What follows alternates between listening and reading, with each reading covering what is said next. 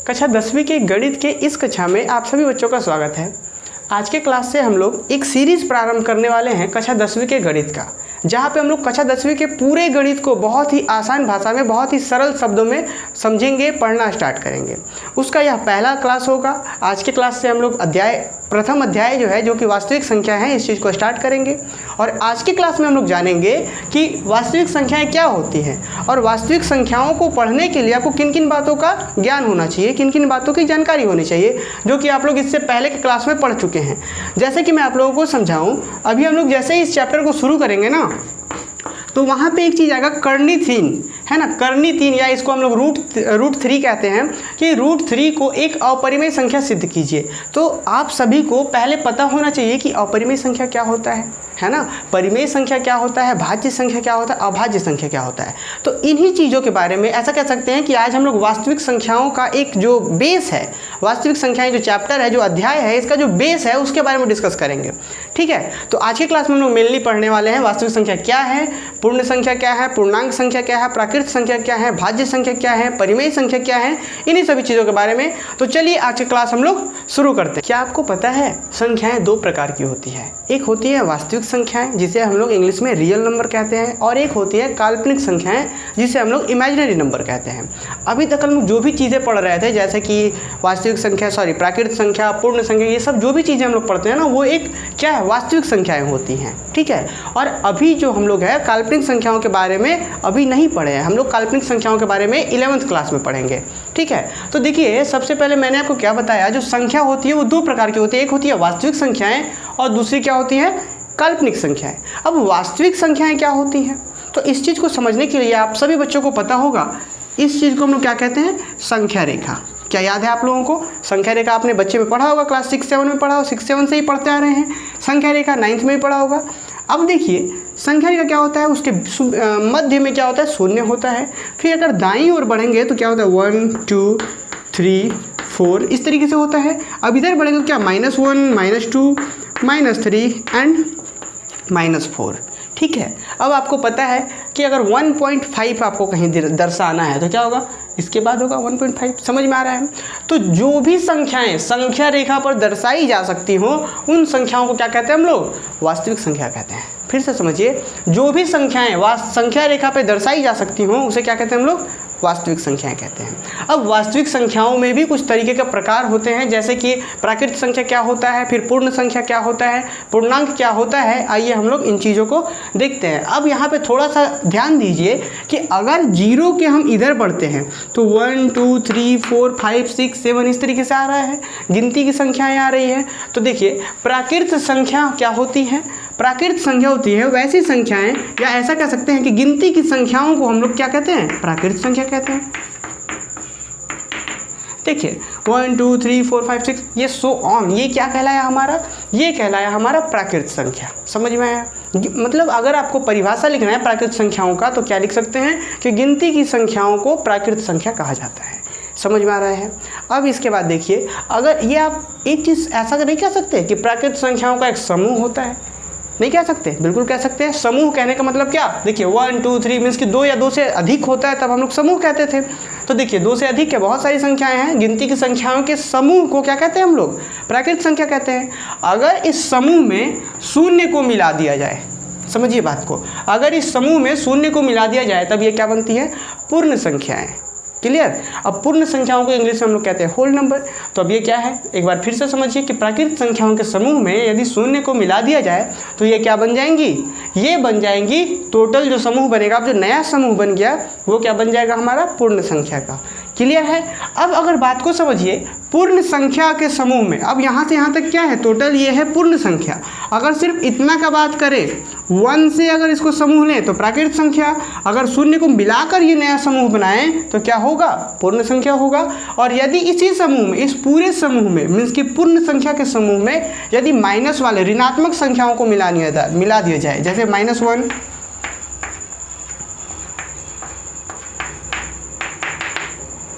तो अब अगर ऋणात्मक संख्याओं के समूह को मिला दिया जाए तो ये जो नया समूह बनेगा, यहाँ से यहाँ तक जो नया समूह बनेगा वो क्या कहलाएगा, वो कहलाएगा पूर्णांक। पूर्णांक को इंग्लिश में इंटीजर्स कहते हैं। बच्चों आपको बहुत ध्यान से क्या रखना है कि प्राकृतिक संख्या के जैसा इंग्लिश नेचुरल नंबर होता है तो ज़रूर लिखेंगे हम लोग, भले हम लोग हिंदी से पढ़ रहे हैं लेकिन इंग्लिश साथ साथ हम लोग ज़रूर अपने कॉपी में रखेंगे, ठीक है। चलिए, तो क्या समझे अभी तक आपने समझा होगा कि 1 जो गिनती की संख्याएं होती है वो प्राकृतिक संख्या होती हैं, और अगर इस समूह में शून्य को मिला दिया जाए तो क्या बनती हैं, पूर्ण संख्याएं बनती हैं। और अगर इस पूर्ण संख्या के समूह में ऋणात्मक संख्याओं को मिला दिया जाए तो जो बनता है उस चीज़ को हम लोग क्या कहते हैं, इंटीजर्स कहते हैं, पूर्णांक कहते हैं। अब आपको समझ आ रहा होगा, जैसे हम लिख दें 5, अगर हम आपसे पूछें कि 5 क्या एक पूर्णांक है, बताइए 5 क्या एक पूर्णांक है, तो आपका जवाब होगा बिल्कुल हाँ, क्योंकि देखिए पूर्णांक क्या होता है, पूर्णांक होता है इस पूरे समूह को हम लोग क्या कहते हैं, पूर्णांक कहते हैं। इसका आप कोई भी नंबर उठा लीजिए पूर्णांक कहलाएगा, है ना। अगर हम बोले कि ये पूर्णांक है तो आपका जवाब होगा बिल्कुल है पूर्णांक। अगर हम आपसे पूछे कि क्या यह एक पूर्ण संख्या है, तब आप बोलेंगे बिल्कुल, पूर्ण संख्या यहाँ से यहाँ तक होता था, पूर्ण संख्या भी है। अगर हम आपसे पूछे कि क्या यह एक प्राकृतिक संख्या है, तो आपका जवाब होगा बिल्कुल प्राकृतिक संख्या है। क्लियर, समझ आ रहा है बात। लेकिन अगर हम ऐसा बोले कि -5 क्या यह एक पूर्णांक है, बिल्कुल पूर्णांक है। क्या यह एक पूर्ण संख्या है, पूर्ण संख्या नहीं है। क्यों, क्योंकि पूर्ण संख्या क्या है, 0 से इधर है, पूर्ण संख्या है। तो यह एक क्या है, सिर्फ और सिर्फ पूर्णांक है, पूर्ण संख्या नहीं है। समझ में आ रहा है, ये डिफरेंस समझ में आया।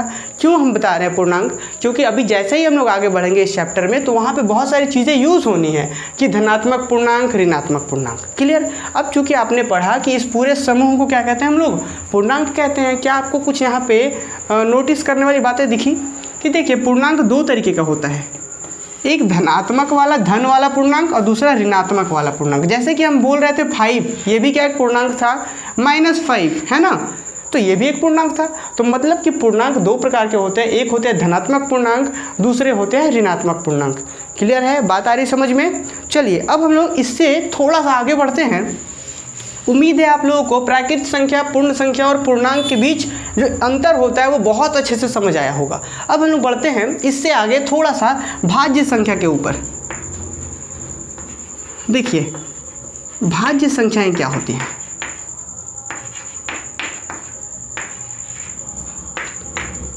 इसको हम लोग इंग्लिश में कहते हैं कंपोजिट नंबर।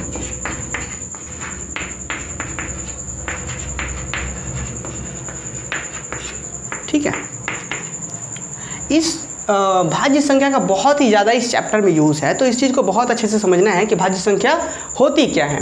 तो यहाँ पे हम ऐसा कह सकते हैं कि वैसी संख्याएं जिनका 2 से अधिक गुणनखंड हो। फिर से समझिए, वैसी संख्याएं जिनका क्या हो, 2 से अधिक गुणनखंड हो। अब ये गुणनखंड क्या आ गया, है ना। अब गुणनखंड हम आपको समझाते हैं। जैसे कि मान लीजिए कोई एक नंबर है 8, तो गुणनखंड क्या होता है, ठीक है। गुणनखंड वैसी संख्याएं होती हैं, मान लीजिए 8 का गुणनखंड बोला जाए कि 8 का गुणनखंड क्या होगा, तो वैसी संख्याएं जो इसको डिवाइड करती हूँ, मतलब कि भाग लगाती हो। जैसे कि 1 इसको भाग लगाएगा, 2 से भी ये भाग लगेगा, और क्या है 4 से भी भाग लगेगा, और क्या है 8। तो इस 8 का गुणनखंड क्या हो गया, ये 4 चीज़ें हो गई। ठीक है, तो गुणनखंड समझ में आया। तो यहाँ भाज्य संख्या क्या होता है कि वैसी संख्याएं जिनके 2 से अधिक गुणनखंड हो। जैसे कि हम लिख देते हैं, मान लिया जाए 3 लिख देते हैं, तो अगर हम आपसे पूछे 3 का गुणनखंड क्या होगा, तो आप बताएंगे कि सर 3 का गुणनखंड सबसे पहले तो 1 होगा, क्योंकि 1 जो है वो किसी का भी गुणनखंड होता है, क्योंकि 1 किसी को भी डिवाइड कर सकता है ना, पूरा पूरा।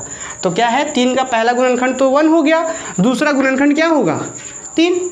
मतलब किसी भी संख्याएं के पास 2 गुणनखंड तो होना ही होना है। एक तो 1 जो सबके पास होता था, और एक खुद से खुद लगेगा कि नहीं। देखिए 3 खुद से लग ही जाएगा, मतलब जो भी संख्याएं हैं, कितना भी बेरोजगार हो, मतलब उसके पास 2 गुणनखंड तो होना ही होना है। समझ में आ रहा है। लेकिन कंपोजिट नंबर क्या होता है, भाज्य संख्या क्या होता है कि जो वैसी संख्या है जिनके पास 2 से अधिक गुणनखंड हो।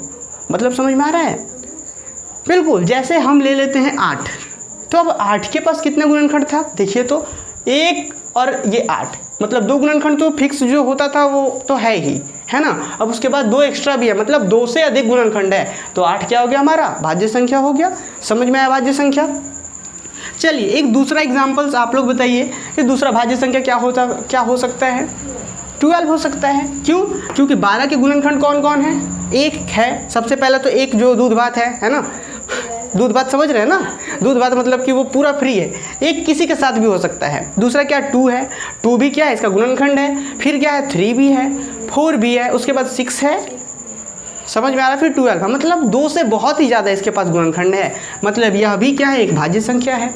लेकिन जैसे ही हम 7 लिखते रहे हैं तो क्या यह एक भाज्य संख्या है? नहीं है। क्यों नहीं है? क्योंकि इसके पास सिर्फ और सिर्फ कितने गुणनखंड है, 1 है और 7 है, सिर्फ इसके पास 2 ही गुणनखंड है, इसलिए यह जो संख्या 7 है यह एक भाज्य संख्या नहीं होंगी। क्लियर है, बात समझ में आ गई। अब हम लोग बढ़े आगे की ओर। चलिए अब हम लोग आगे बढ़ते हैं अभाज्य संख्या की ओर। अभाज्य संख्या, इसको हम लोग कहते हैं इंग्लिश में प्राइम नंबर।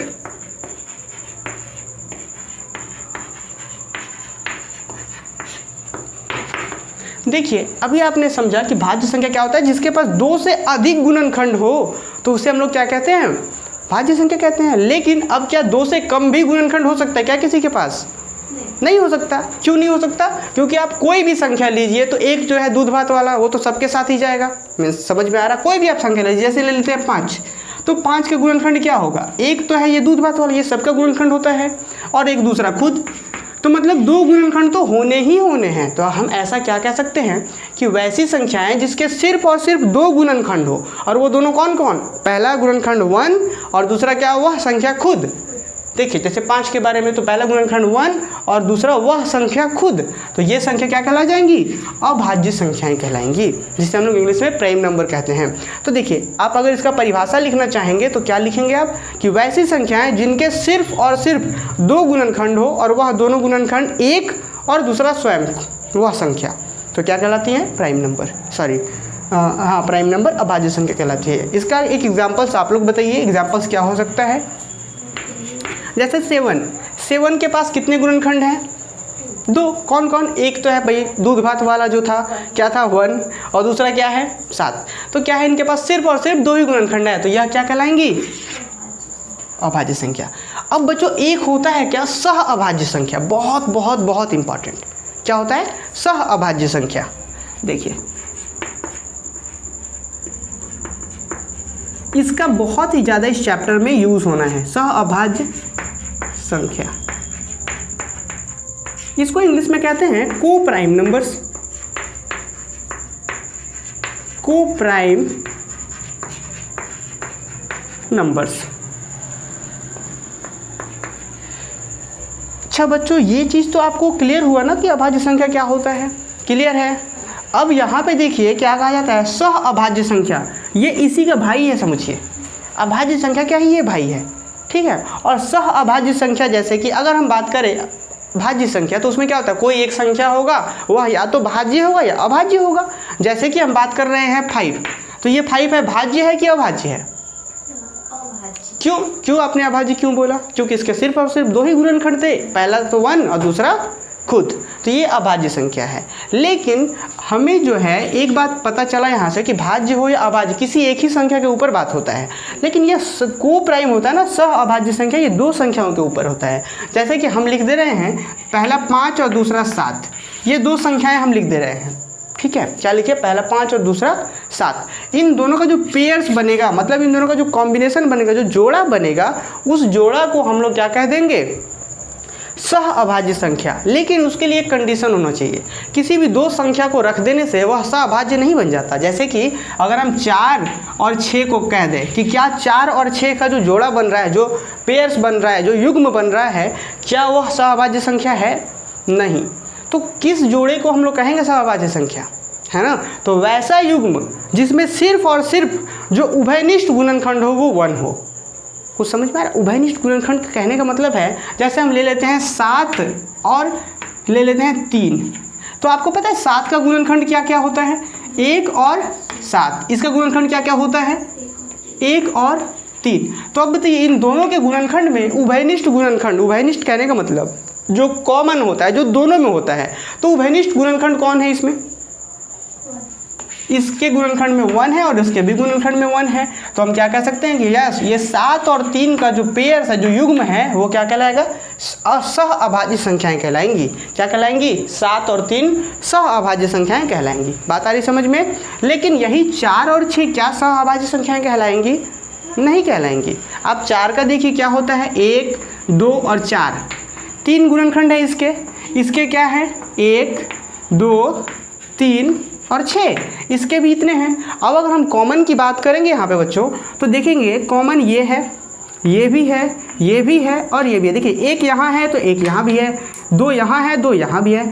लेकिन हमें क्या होना चाहिए था सहभाज्य के लिए कि सिर्फ और सिर्फ एक ही जो 1 होता है, सिर्फ वही आपका उभयनिष्ठ होना चाहिए। लेकिन यहाँ पे तो 2 भी उभयनिष्ठ है, तो क्या ये सहभाज्य संख्याएं हैं, नहीं है। अगर आप इसको परिभाषा एक दूसरे शब्दों में लिखना चाहें, आपने अगर HCF पढ़ा होगा, हाईएस्ट कॉमन फैक्टर, जिसे हम लोग महत्तम समापवर्त कहते हैं, तो वही कॉम्बिनेशन यहाँ पे होता है कि दो संख्याओं का, वैसी दो संख्याएं जिनका HCF 1 हो, ठीक है, तो उन दोनों संख्याओं को सह अभाज्य संख्या कहते हैं। अब ये HCF का कॉन्सेप्ट कहाँ से आया,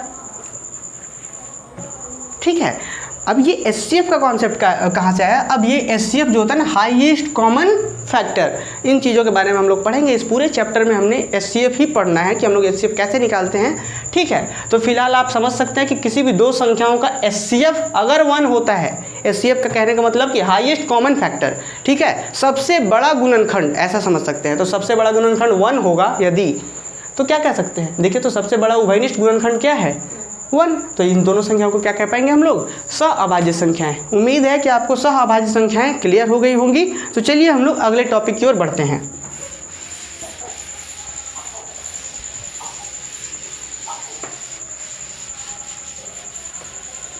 अब देखिए हम लोग इस कक्षा को अंतिम रूप देंगे और यहाँ पे हम लोग समझने का प्रयास करेंगे कि परिमेय संख्याएं क्या हैं, ठीक है। क्या पढ़ेंगे हम लोग, परिमेय संख्याएं।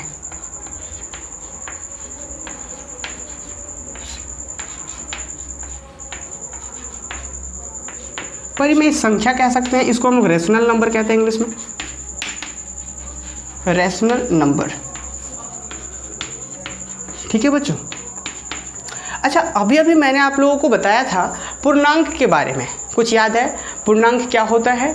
अभी मैंने समझाया था कि पूर्ण संख्याओं के समूह, पूर्ण संख्या क्या होता था, 0 1 2 3 4, पूर्ण संख्याओं के समूह में यदि ऋणात्मक संख्याओं के समूह को मिला दिया जाए तो क्या बनता था, पूर्णांक बनता था। पूर्णांक दो प्रकार के होते थे, एक धन पूर्णांक, धनात्मक पूर्णांक, दूसरे ऋणात्मक पूर्णांक। तो यहाँ पे हम लोग बात करेंगे क्या, परिमेय संख्याओं के बारे में। तो परिमेय संख्या भी क्या होता है कि वैसी संख्याएं जिसे हम लोग P/Q के रूप में लिख सकते हो। फिर से समझिए, वैसी संख्याएं जिसे हम लोग P/Q के रूप में लिख सकते हो, वे संख्याएं क्या कहलाती हैं, परिमेय संख्याएं। लेकिन एक चीज़ है, यहाँ पे कंडीशन होता है, जहाँ पे P भी क्या होना चाहिए, क्या होना चाहिए, पूर्णांक, और Q भी क्या होना चाहिए, पूर्णांक।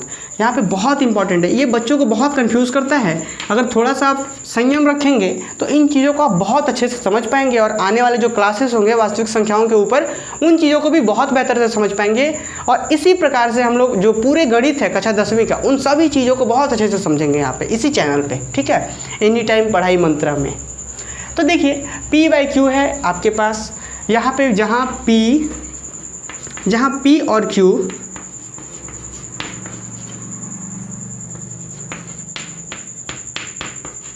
पूर्णांक होते हैं, ठीक है।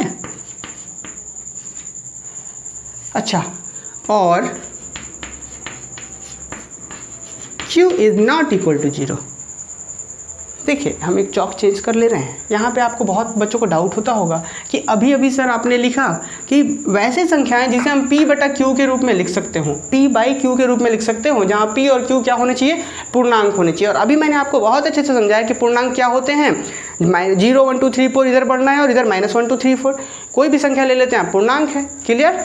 अच्छा, एक क्वेश्चन है आप लोगों से बच्चों कि क्या 1.5 पूर्णांक है क्या, हमने पढ़ा था क्या, हमने क्या पढ़ा था, हमने पढ़ा था, देखिए 0 1 2 3 इधर बढ़ना था, हमको इधर बढ़ना था, इधर था -1 -2 -3 इधर बढ़ना था। तो इसमें कहीं 1.5 दिख रहा है क्या, वो तो हमें भी पता है बच्चों कि 1 और 2 के बीच में 1.5 है, लेकिन हम इसे नहीं कह सकते हैं कि 1.5 एक पूर्णांक है। क्लियर, 1.5 एक पूर्णांक नहीं है। ठीक है, चलिए तो आगे हम लोग देखते हैं p बाई क्यू के रूप में वैसी संख्या जो संख्याएं लिखी जा सकती है उसे हम लोग परिमेय संख्या कहते हैं, जहाँ पे p क्या होना चाहिए, इसी में से कोई होना चाहिए, q भी क्या होना चाहिए, इसी में से होना चाहिए। हमने वही चीज़ लिखा कि जहाँ p और q पूर्णांक होते हैं। अब आप लोगों के मन में क्वेश्चन आता होगा कि सर आपने बताया कि p इसमें से कोई होना चाहिए, तब तो ठीक है, हम कोई भी ले सकते हैं, -3 ले सकते हैं, 1 ले सकते हैं, 0 ले सकते हैं, कुछ भी ले सकते हैं। और क्या हमने बोला कि q पूर्णांक होते हैं, p भी और q भी इसमें से हम कोई भी ले सकते हैं। लेकिन एक एक्सेप्शन केस आता है कि q सभी पूर्णांक में से किसी को ले सकते हैं, लेकिन आप 0 को नहीं ले सकते। और वही चीज़ लिखा रहता है कि q is not equal to 0, q आप 0 नहीं ले सकते हैं। यह एक एक्सेप्शन केस होता है। और क्यों नहीं ले सकते हैं इसके बारे में हम लोग ग्रेजुएशंस में पढ़ते हैं, जब मास्टर डिग्री होता है, बीएससी वगैरह होता है, तो वहाँ पे हम लोग समझते हैं कि इनफाइनाइट क्या होता है ना। किसी भी संख्या को जब हम लोग 0 से डिवाइड कर देते हैं तब क्या होता है, जैसे कि आप लोग सुने होंगे कि 5 को 0 से अगर डिवाइड कर दिया जाए तो उसे हम लोग कहते हैं अपरिभाषित। ये अपरिभाषित के बारे में हम लोग सीखेंगे जब बीएससी वगैरह एमएससी मास्टर डिग्री करेंगे तब। ठीक है, फिलहाल अभी हम लोग समझते हैं क्या परिमेय संख्या, उम्मीद है समझ में आया होगा। एक एग्जाम्पल से लेते हैं, जैसे कि एग्जाम्पल से लेते हैं हम लोग, देखिए क्या 7/5, क्या यह एक परिमेय संख्या है? बिल्कुल है। क्यों? क्योंकि देखिए ये संख्या को हम p बाई क्यू के रूप में लिख पाए हैं, जहाँ पे 7 क्या है, पूर्णांक है, 5 क्या है, यह भी एक पूर्णांक है। ठीक है, अगर हम ऐसा लिखें कि 1.141, सिर्फ इतना लिखते हैं 1.141, देखिए यहाँ पे और संख्याएं नहीं हैं, तो क्या यह एक पूर्णांक है? बिल्कुल, यह भी एक पूर्णांक है, सॉरी यह भी एक परिमेय संख्या है। मेरा कहने का मतलब यह क्या है, एक परिमेय संख्या। आप बोलेंगे सर कि आपको तो बोलना चाहिए था कि p बाई क्यू के रूप में लिखा होना चाहिए, तो यह भी p बाई क्यू के रूप में लिखा हुआ है। आप देखिए जैसे आप इस 0 को हटाएंगे तो नीचे क्या, अब देखिए अब तो 0 हट गया ना, तो अब क्या हो गया, ये p बाई क्यू के रूप में देखिए 1141, 1141 और नीचे 1000, तो ये क्या है 1141, कहीं ना कहीं आएगा ही आएगा। 1000 भी है, कहीं ना कहीं आएगा, मतलब दोनों के दोनों पूर्णांक हो गए। तो यह जो संख्या बनी क्या है, एक परिमेय संख्या है। समझ में आ गया बात। लेकिन यही इसके जगह पे ऐसा रहता 1.141 ... ये कभी अंत ही ना हो, तो क्या आप इसे लिख पाएंगे? क्या यह एक परिमेय संख्या होगा? बिल्कुल नहीं, यह एक परिमेय संख्या नहीं है। क्लियर? तो चलिए अब हम लोग आगे बढ़ते हैं, इसी क्लास को आगे बढ़ाते हैं और अंतिम रूप देते हैं। इसके बाद हम लोग पढ़ते हैं अपरिमेय संख्या क्या है। ठीक है, क्या पढ़ते हैं हम लोग? अपरिमेय संख्या क्या है, जिसको हम लोग इंग्लिश में कहते हैं इर्रेशनल नंबर। इंग्लिश में कहते हैं इर्रेशनल नंबर, IRRI है ना, इर्रेशनल नंबर। इसको थोड़ा सा आप लोग करेक्ट कर लेंगे, चलिए हम कर लेते हैं। इर्रेशनल नंबर क्या है? अपरिमेय संख्या। अभी हमने सीखा कि वैसी संख्या जिसे हम लोग p बाई क्यू के रूप में लिख सकते हैं उसे हम लोग परिमेय संख्या कहते हैं, और वैसी संख्याएं जिसे p बाई क्यू के रूप में नहीं लिख सकते हैं, ठीक है, जहाँ पे p और q पूर्णांक हो, तो वैसी संख्याओं को हम लोग क्या कहते हैं? अपरिमेय संख्या। जैसे कि अभी हमने एक एग्जाम्पल्स दिया कि 1.141 ...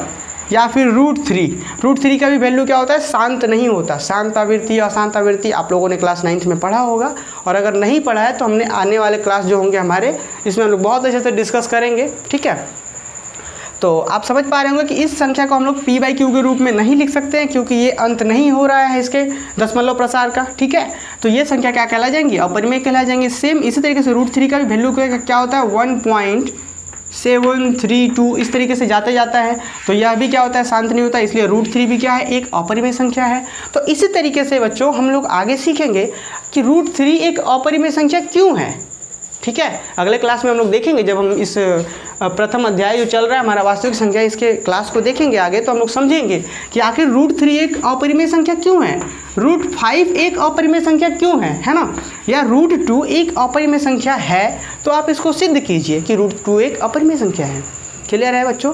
तो चलिए ये चीज़ था, हमारा बेसिक क्लास था। उम्मीद है आप सभी को बहुत अच्छे से समझ में आया होगा प्राकृतिक संख्या क्या है, पूर्ण संख्या क्या है, और ये परिमेय अपरिमेय संख्याओं के बारे में आपको थोड़ी जानकारी बढ़ी होगी। तो अगले क्लास में हम बात करने वाले हैं यूक्लिड विभाजन प्रमेयिका के बारे में।